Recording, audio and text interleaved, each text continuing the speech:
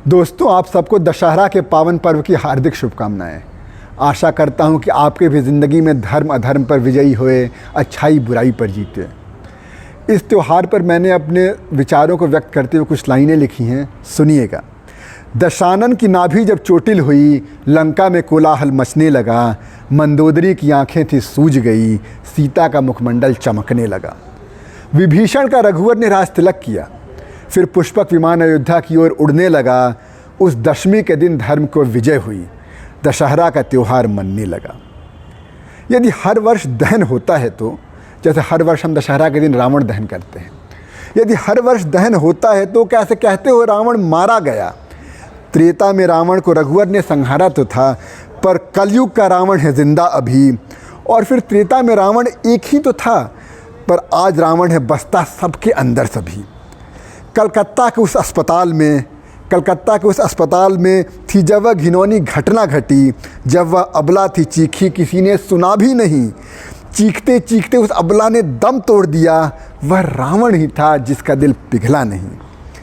भारत की बेटियों की जब जब इज्जत गई, चाहे वह दिल्ली हो या हैदराबाद, कठुआ, हाथरस या फिर कलकत्ता, भारत के बेटियों की जब जब इज्जत गई, सीताहरण से क्या कम थे वे कृत्य।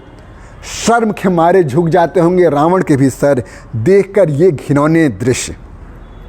सीता की ओर रावण बढ़ता था जब, उन दिनों अशोक वाटिका में सीता की ओर जब भी रावण बढ़ता था कि इसको आज मैं अपनी पत्नी बनाकर रहूँगा, और जो भी उसके विचार होंगे, सीता की ओर रावण बढ़ता था जब मंदोदरी की बातें रोक लेती वहीं।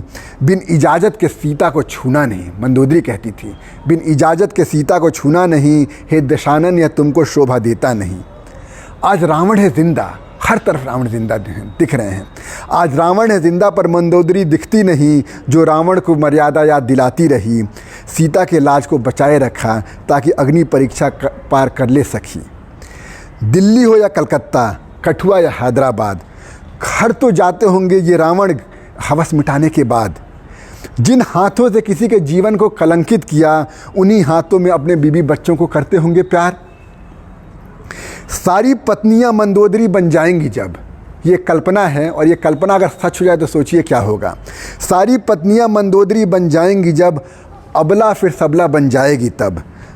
और फिर त्रेता में मंदोदरी सिर्फ बोल सकती थी तब, क्योंकि वो ज़माना था जिसमें पत्नियां सिर्फ बोल सकती थी, परसुएट कर सकती थी। त्रेता में मंदोदरी बोल सकती थी तब, पर आज की सशक्त मंदोदरी रावण को छोड़ सकती है अब। जिस दिन भी रावण ने मुँह काला किया, अगर नारियां अपने मर्दों को ठुकरा देती कभी, पुलिस और अदालत भले ही धीमे चलते रहें, मनुष्य में मनुष्यता आ जाएगी तभी। विधि का विधान है, इसका सबको ज्ञान है। विधि का विधान है, इसका सबको ज्ञान है।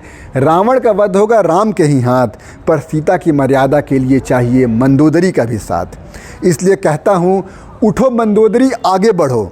आज कलयुग की जो सूरत है, भगवान राम पराक्रमी हैं ज़रूर, पर सीता के दामन को तेरी भी ज़रूरत है, तेरी भी ज़रूरत है।